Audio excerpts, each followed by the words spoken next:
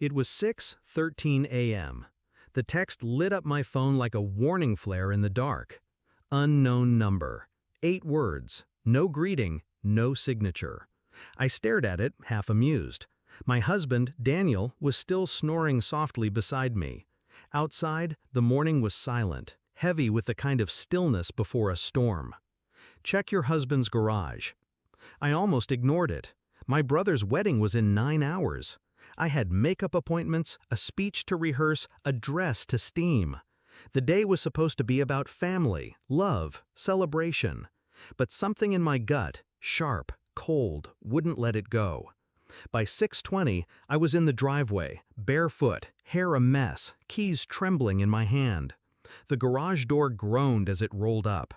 And then I froze. 2 suitcases sat on the concrete. One of them was mine. The other was Daniel's. Both were packed. On top of mine, a passport. On top of his, an envelope thick with cash. And then, the dress. Not my dress, a wedding dress. Not white, ivory. Shorter than mine, cheap lace, still in plastic from the store. And next to it, a pair of women's shoes I had never seen before. The air went thin.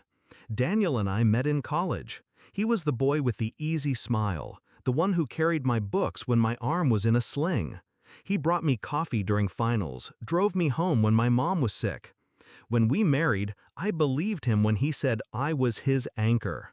We built a life that looked good on paper. Stable jobs, weekend trips, family dinners. My brother adored him. My parents trusted him.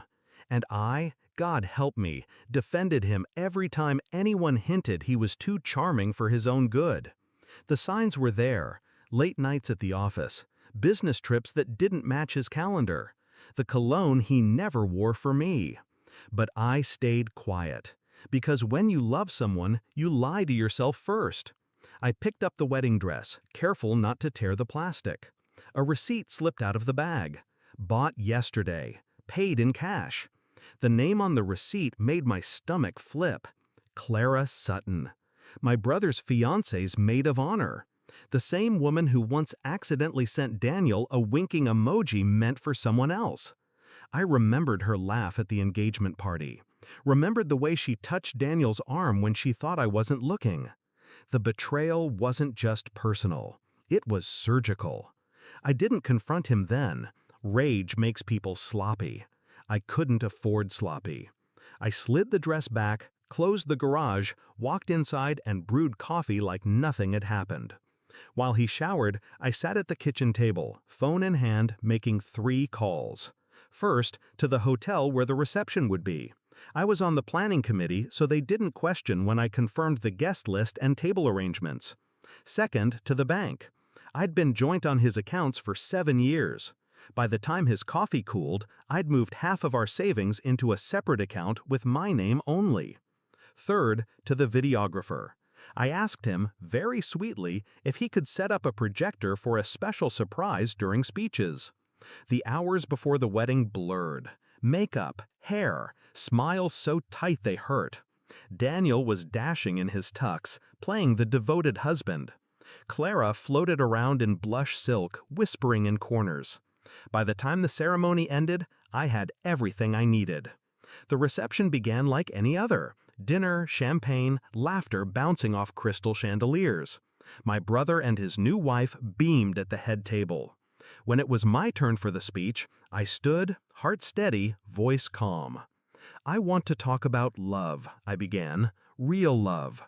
The kind that's loyal, honest, the kind that doesn't make you feel small." Eyes on me. Even Daniel, smiling like I was about to say something sweet. I nodded to the videographer. The lights dimmed.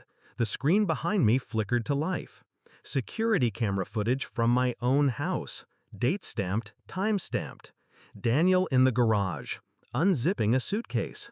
Clara walking in, her hands around his neck, their mouths pressed together.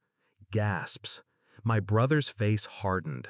His wife's hand flew to her mouth. The footage played without sound. We didn't need it. When the lights came back on, I looked directly at Daniel.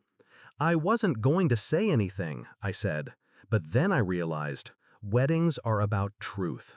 And the truth is, I'm done protecting people who don't deserve it. I took my glass, toasted the room, and sat down. The fallout was immediate. Clara slipped out the back before dessert. My brother didn't speak to Daniel. My parents? Well, my mother cried. My father didn't. Daniel followed me outside later, face pale, jaw tight. "You humiliated me," he hissed. "No," I said, stepping into the waiting cab. "You did that yourself." By midnight, I was in my own apartment, one I'd signed the lease for weeks ago, just in case. The savings were secure. My lawyer had the divorce papers drafted. I lay in bed, phone in hand, staring at the unknown number from that morning. I typed one word back: thanks.